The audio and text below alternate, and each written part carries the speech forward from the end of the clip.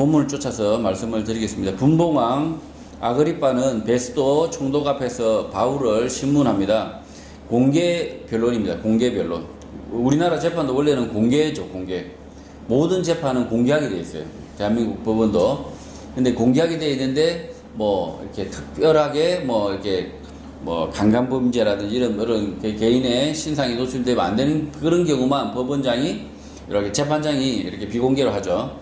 그래서 모든 재판은 원래 공개. 이 로마 시대도 공개 변론을 합니다. 이게 보면 그러니까 여기 베스도 총독이 있고요.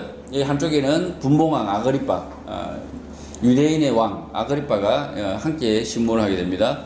1절 바울에게 변론할 기회를 주자 바울이 손을 들면서 말을 시작합니다. 뭐 이때 당시에 변론할 때는 이렇게 자기가 말합니다라고 할 때 손을 들고 이렇게 말하는 게 이렇게 우리도 이렇게 이야기 하잖아요. 제가 말할 게 있을 때 손 들잖아요. 이렇게 손을 들면서 말을 시작합니다. 2절 바울은 아그리빠 왕 앞에서 유대인의 고발한 일에 대하여 변명하게 된 것을 다행이다라고 말합니다. 바울은 복음을 전할 수 있으면 아그리빠 왕이든 누구든 개의치 않는다는 것입니다. 바울의 태도는 복음을 전할 수가 있으면 악인이든 선인이든 손발이 묶여있든 아무런 상관이 없다는 것입니다. 3절 아그리빠는 유대인으로 유대인의 모든 풍속과 문제를 알고 있으니 내 말을 잘 이해할 수 있을 것이다 라고 말합니다. 아그리빠의 도덕적 문제, 매국적 행태를 비난할 수도 있었으나 바울은 그렇게 하지 않았습니다. 복음을 전하기 위하여 자신을 낮춘 것입니다. 지금 이 아그리빠 왕은 실제로는 그 로마의 대리인이죠. 로마의 대리인이고 오히려 유대인을 억압하는 매국노죠. 그럼에도 불구하고 이 바울이 이 아그리빠를 막 비난할 수도 있잖아요. 그런데 비난하지 않고 지금 오히려 유대인들의 문제, 이스라엘의 문제를 잘 알고 있다라고 오히려 살짝 높이고 있죠. 네, 복음을 전하기 위해서 그런 겁니다. 4절 바울은 유대인으로 자기 민족과 더불어 예루살렘에서 젊었을 때 생활한 상황을 유대인들이 잘 안다라고 말합니다. 바울은 애국 유대교 신자였다는 것입니다. 애국 시민이라는 거죠. 유대교 신자였다는 거죠. 이 바울은요. 5절 바울 과거 자신은 유대교의 가장 엄한 바리새인으로 생활을 하였다고 말합니다. 6절 그리고 이렇게 신문을 받는 이유는 하나님이 우리 조상에게 약속하신 것을 바라는 까닭이다 라고 말하고 있습니다. 조상에게 약속하신 것 메시아 구원자를 주신다는 약속이고 하나님 나라에 대한 약속이고 곧 복음입니다. 이스라엘 유대인들은 지금도 메시아를 기다리고 있습니다. 예수를 메시아로 인정하지 않는 유대교 신자들은 아직도 메시아가 오실 것이다. 이 이스라엘의 왕으로 올 것이다. 이렇게 믿고 있습니다. 7절 이 약속을 우리 12지파가 밤낮으로 간절히 하나님을 받들어 섬김으로 얻기를 바라는 것인데 이 소망으로 말미암아 내가 유대인들에게 고소를 당한다라고 말합니다. 야곱의 12아들에게 주신 약속은 예수 그리스도를 주어 민족을 구원 얻게 하는 그 복음인 것입니다. 아브라함에게 약속을 주셨죠. 아브라함에게 약속을 주셨고요. 구원 얻게 하겠다라고 자기 씨를 통해서 구원 얻게 하겠다. 그런데 아브라함에게는 씨가 없었잖아요. 100세의 아들이었죠. 이삭. 그리고 나서 이삭도 보니까 시원찮아요. 두 아들을 낳는데 야곱과 에서. 그리고 에서는 또 딴 길로 가죠. 그냥. 그리고 야곱은 또 야곱도 그냥 가출하죠. 속된 말로 가출이죠. 형하고 싸우다가. 그렇게 되는 아주 이렇게 가족사를 보면 정말 이해가 안 되는 부분이 있어요. 근데 이 아브라함의 가족을 통해서 인류를 구원하게 하겠다. 이게 유대인을 통해서 주신 이스라엘을 통해 주신 하나님의 구원 약속이라는 거죠. 미안하지만 우리 한국인이 아니라 하나님이 그냥 픽 했다는 거죠. 유대인들을. 8절 유대인들에게 죽었다가 3일 만에 부활한 것을 말했더니 못 믿을 것으로 여겼다고 말합니다. 바리새인들은 육체의 부활을 믿지만 예수 그리스도의 부활을 믿기 싫어하는 것입니다. 그래서 바울은 예수 그리스도의 이름을 빼고 하나님이 죽은 자를 살리셨다라고 말하고 있는 것입니다. 지금 여기 뭐 죽은 자를 살리셨다 이렇게 이야기하는데 예수 이름을 빼고 이야기하고 있어요. 지금 바울은. 그래서 바울이 말하는 것처럼 복음은 죽은 자를 살리는 것입니다. 예수 그리스도가 우리 대신하여 죽으셨다가 3일 만에 부활하시고 그를 믿는 모든 성도들을 다시 살려 영생하도록 하시겠다는 약속인 것입니다. 9절 바울은 젊었을 때 나사렛 예수의 이름을 대적하여 많은 일을 행하여야 될 줄 스스로 생각하였다고 말합니다. 10절 그래서 예루살렘에서 고난을 받아 많은 성도를 옥에 가두고 죽일 때 찬성 투표를 하였다고 말합니다. 바울은 열성 유대인이었던 것입니다. 바울이 스테반의 죽음에서 이 겉옷을 이렇게 자기가 받죠. 자기가 찬성도 하고요. 정인으로서 겉옷을 자기가 정인으로서 겉옷을 자기가 받아둡니다. 이게 바울이라는 거죠. 11절 또 모든 회당에서 여러 번 형별하여 강제로 모독하는 말을 하게 하고 그들에 대하여 심히 격분하여 외국 성에까지 가서 박해를 하였다고 말합니다. 예수를 부인하는 말을 하지 않으면 채찍질을 한 것으로 보입니다. 12절 외국 성까지 가서 박해를 하는데 대제사장들의 권한과 이임을 받아서 다메섹으로 바울은 갔다고 합니다. 13절 다메섹으로 가던 도중 정오의 하늘로부터 해보다 더 밝은 빛이 나와 내 동행들을 둘러 비추었다라고 말합니다. 하늘의 빛의 현상은 유성, 운석 추락 등으로 얼마든지 구현이 됩니다. 지금도 구현이 돼요. 러시아에 운석 떨어진 거 보셨죠? 밤에 떨어져서 이렇게 엄청나게 밝았지만 실제로 낮에 떨어져도 어마어마하게 밝습니다. 운석이 타고 큰 집채만한 바위들이 이렇게 우주에서부터 타고 들어올 때 막 불타고 들어오거든요. 그래서 하나님이 얼마든지 이런 그 빛도 만들어 내신다는 거죠. 그래서 이 바울 눈앞에 운석 어쨌든 빛을 운석이라고 볼 수도 있고 어쨌든 어떤 방법으로도 하나님이 큰 빛을 만들어서 바울 눈앞에 보였다는 거죠. 예수님이 빛을 만들어 바울에게 둘러 비춘 것입니다. 이 톡을 보시면 제가 톡 보시면 이렇게 빛을 갖다가 아마 이렇게 운석 떨어지는 사진 아마 이렇게 보여드렸을 거예요. 운석이 막 떨어지는데 어마어마하게 빛을 내고 떨어집니다.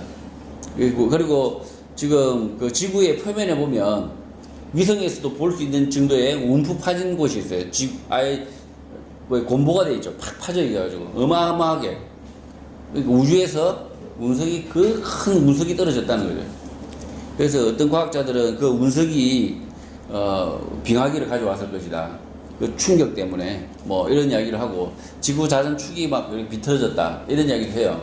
그래서 지금 바울에게 지금 빛이 이렇게 강력한 빛이 임했다. 이것이 하나님 입장에서는 아무것도 하나님의 손으로 봤을 때는 아무것도 아니지만 그럼에도 하나님은 이런 자연 현상을 통해서도 분명히 일을 하신다.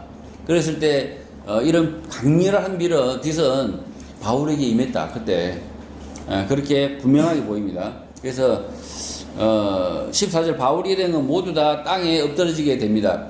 강렬한 빛 가운데 음성이 들립니다. 사울아 사울아 내가 어찌하여 나를 박해하느냐 가시채를 뒷발질하기가 내게 고생이다 라고 말씀을 합니다. 지금 여기 사진을 보시면 마찬가지입니다. 이 사진을 보시면 이게 소거죠. 소가 두 마리 저리소라고 하는데 소가 두 마리가 이렇게 쟁기를 끌고 가는데 이 뒤에 사람이 이렇게 채찍질을 하고 있죠. 이 채찍질을 하면 이 소가 그냥 무의식중에 뒷발질을 맞으니까 싫으니까 뒷발질을 해요. 그러니까 뒷발질하면 이 소의 주인은 어떻게 하겠어요? 뒷발질하면 흙이 튀고 이러면 기분 나쁘니까 더 때리는 거죠. 지금 이 상황인 거죠. 바울에게 하나님이 이미 예수님이 채찍질을 하셨는데 바울에게 뭔가를 채찍질을 했어요. 바울에게 고통이 임했어요. 근데 바울이 오히려 더 반발을 하죠.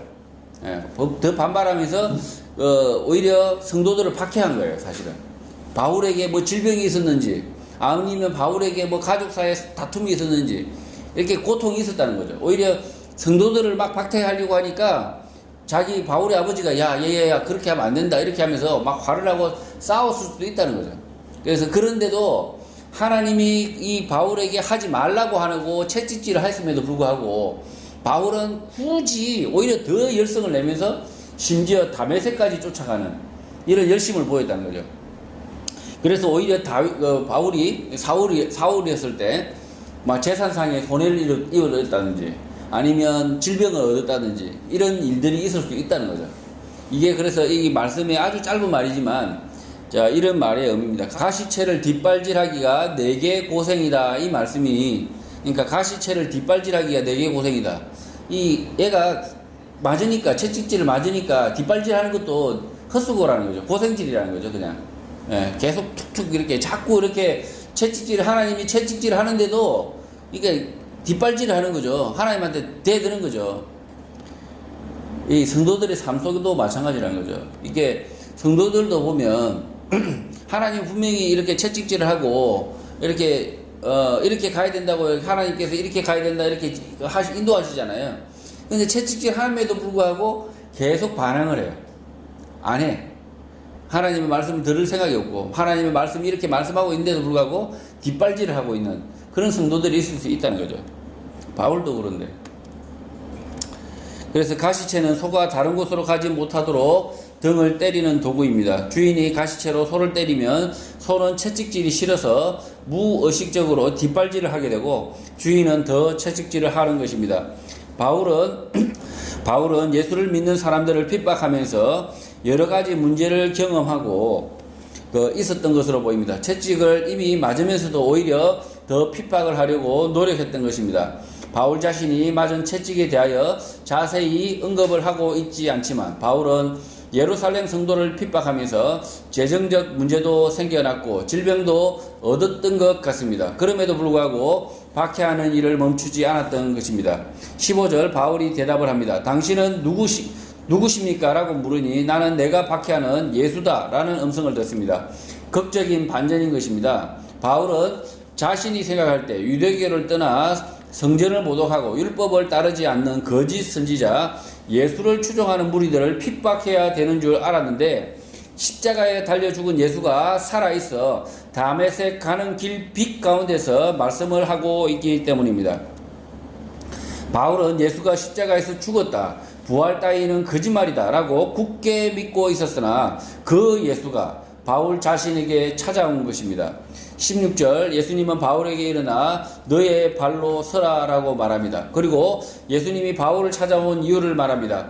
바울을 예수를 본 정인으로 예수 재림의 종과 정인으로 삼으려 한다는 것입니다. 바울은 다메섹에서 부활한 예수를 만난 유일한 사람입니다. 하나님이 태초에 세우신 구원 계획 가운데 세례 요한과 마찬가지로 바울이 있었던 것입니다. 바울은 예수 부활의 정인이고 또한 예수 재림의 약속, 하나님 나라의 약속에 대하여 전파하는 종이자 정인으로 부르신 것입니다. 바울은 사도예요, 사도. 예수님의 제자로 동등하게 하나님이 부르셨다는 거죠. 예수님의 제자도 예수님이 직접 부르실 것처럼 이 사도 바울도 예수님이 직접 그를 부르셨다는 거죠. 17절 예수님은 이스라엘과 이방인들에게 바울을 구원하여 그들에게 보내겠다고 말씀합니다. 바울이 죽음의 위험을 당하지만 결국 여러 사람들 앞에서 예수가 그리스도 살아계신 하나님의 아들이라는 사실을 바울이 증거하게 되는 것입니다. 18절 바울은 다메섹에서 앞을 보지 못하다가 다시 눈을 뜨게 됩니다. 어둠에서 빛으로 사탄의 권세에서 하나님에게로 그 자신이 돌아오게 되었고 많은 사람들을 하나님께로 돌아오게 할 그 역할을 바울이 맡은 것입니다. 바울이 전하는 복음을 들은 사람들은 죄를 회개하고 예수를 믿어 거룩하게 된 무리 가운데서 기업을 얻게 한다라고 예수님이 말씀을 하신 것입니다. 기업을 얻게 한다라는 말은 대기업, 중소기업 할 때 그 기업이 아니라 한자로 터기를 말합니다. 기초, 토대, 근본을 말하는데 그래서 기업이라고 하면 물려받는 것, 상속받는 것을 말하는 것입니다. 하나님 나라를 상속받는다는 것입니다. 상속은 무엇인가 일을 해야 받는 것이 아니라 부모 핏줄 아래 있거나 약속 아래 있으면 시간이 지나면 자연스럽게 받는 것입니다. 여러분 상속을 열심히 땀 흘려서 받나요? 그 아들이 상속을 받는데 아버지를 잘 모셔야만 상속을 받나요? 예, 그냥 그 아들로만 그 아들 그러니까 폐륜화가 되어서 아예 그냥 호적에서 파지만 않으면 호적에서 파지만 않으면 자연스럽게 받는 것이 상속입니다. 마찬가지로 하나님의 나라는 뭔가를 여러분이 해서 얻는 것이 아니라 하나님의 나라는 하나님의 자녀로 여러분이 계속 있는 동안 받는다는 것이 하나님의 약속이라는 거죠. 그래서 여러분이 물론 그 아버지를 잘 모시고 부모를 잘 봉양하고 형제간에 정말 이웃간에 사이가 좋고 그러면 더 좋겠지만 그렇지 않다 하더라도 상속을 받는다는 거죠. 하나님 나라를 받는다는 거죠. 그 하나님의 자녀로서만 그 신분을 유지한다면요. 하나님의 약속 아래 있으면 자연스럽게 받는 것이 하나님 나라, 우리가 영생을 얻는다. 부활과 영생을 얻는다. 이렇게 말씀을 드리는 거예요. 하나님 나라도 마찬가지입니다. 우리가 무언가 열심히 일해야 하는 것이 아니라 하나님의 자녀로 머물고 있고 하나님의 자녀답게 살고 있으면 자연스럽게 상속받는 것입니다. 기업을 받는 것입니다. 19절 바울은 자신의 과거 경험담을 전달하며 아그리빠 왕에게 회개를 촉구하게 됩니다. 바울 자신은 하늘에서 보이신 것을 거스르지 아니하였는데 아그리빠 왕은 하나님의 뜻을 거스르고 있다라고 완곡하게 말하고 있는 것입니다. 회개하라고 하는 것입니다.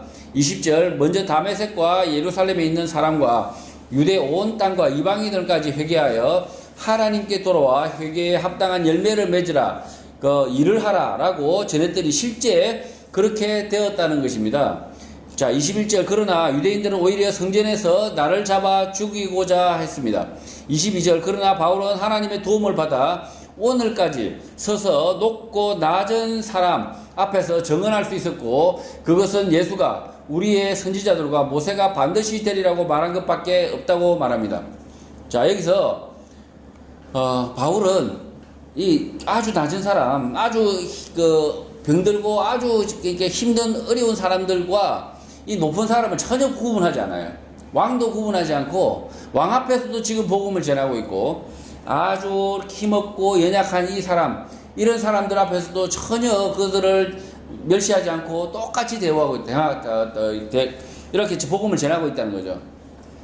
복음을 전하는 사람은 그래야 된다는 거죠. 태도가 누구든지 똑같이 귀하게 여겨야 된다는 거죠. 그래서 어느 하는 사람 귀하지 않은 사람이 없다. 심지어 악한 히틀러 같은 사람도 하나님이 이 사람도 구원하실 수 있다라는 생각에 복음을 전해야 될 사람이라는 거죠. 그리고 여기 보시면 예수가 우리의 선지자들과 모세가 반드시 되리라고 말한 것밖에 없다고 말합니다. 굉장히 중요합니다. 여기서 선지자들, 이 유대인들은 이 선지자 대망론이 있잖아요. 아주 큰 선지자, 예수 그리스도가 오신다고 믿어요. 메시아가 온다고 믿어요. 그런데 이들은 예수를, 그가 큰 선지자, 예수를 큰 선지자, 구원하시겠다, 이 백성을 이끌겠다 하는 그 선지자로 인정을 안 할 뿐인 거죠, 실제로는. 23절 곧 예수 그리스도가 고난을 받으실 것과 죽은 자 가운데서 먼저 다시 살아나사 이스라엘과 이방인들에게 빛을 전하시는 그것이다 라고 직설적으로 말합니다. 예수 그리스도의 복음이 바울의 결론인 것입니다. 24절 바울이 설교를 마치자 베스도가 크게 소리치며 바울아 내가 미쳤다. 내 많은 학문이 너를 미치게 한 것이다 라고 말합니다. 이 24절을 보면 마치 이제 이 아그리빠가 이 바울의 말에 설득이 되어서 믿을까봐 베스도가 옆에서 소리쳐서 말하고 있는 거죠. 네가 미쳤구나. 예. 그래서 이 아그리빠가 복음을 듣지 못하도록 혹시나 믿을까봐. 예. 25절 바울이 대답을 합니다. 베스도 각하여 내가 미친 것이 아니고 참되고 온전한 말을 하고 있다라고 말을 합니다. 베스도는 믿을 가능성이 아예 없는 자로 보이고 아그리빠 왕은 그나마 믿을 가능성이 약간 엿보이는 것 같습니다. 26절 그래서 바울은 왕에게 계속 설득을 합니다.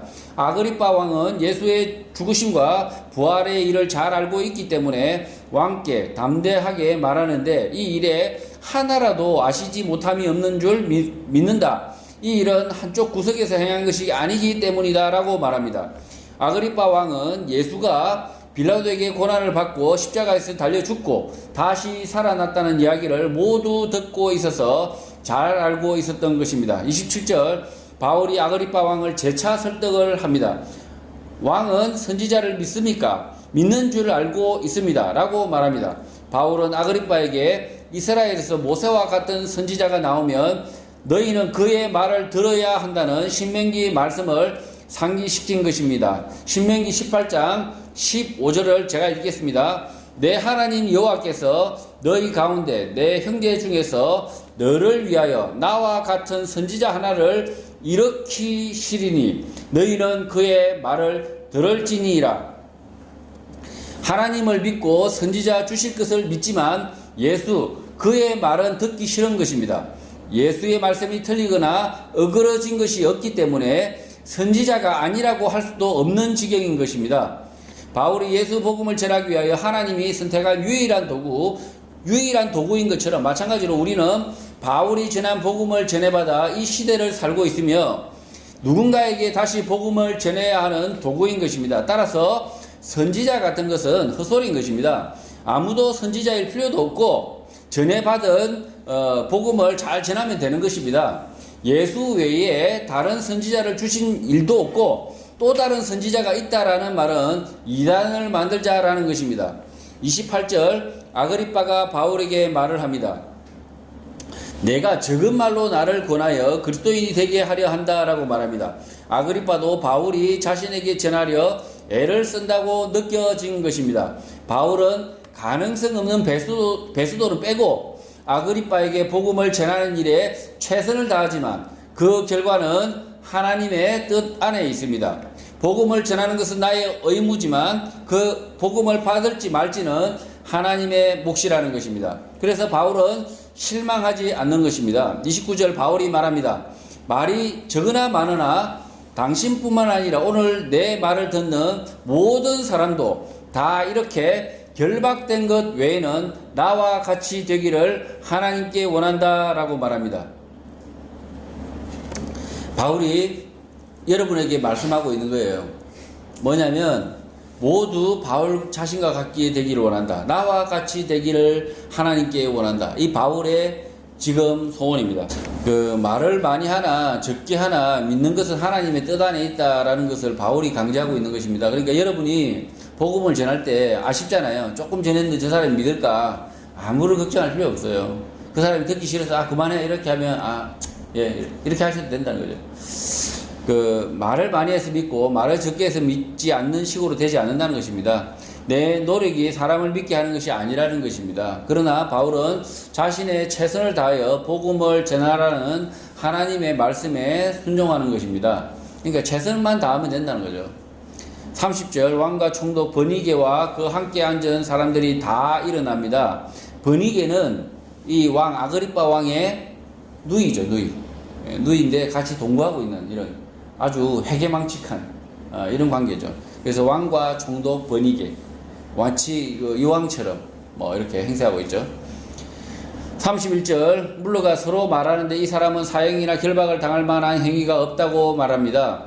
말만 했을 뿐 몹쓸 짓을 하지도 않았는데 사형이나 결박을 당할 이유가 없는 것입니다. 이 바울은 이 말만 했을 뿐이죠. 뭔가 남을 때리거나 남을 아주 심하게 욕하거나 이런 적도 없는 거죠. 오히려 예수 그리스도의 복음을 전했을 뿐이라는 거죠. 그러니까 이 사람이 뭔가 죽을 죄를 지은 게 아니라는 거죠. 오늘 한국 현실을 보면 매우 악하다라는 생각을 합니다. 말만 했을 뿐인데 연세대 유석춘 교수나 서울대 이영훈 교수 등 일본군 위안부 피해자라고 말하는 이용수 할머니, 위안부 강제징용 피해자와 유족들이 명예훼손으로 고소를 한 것입니다.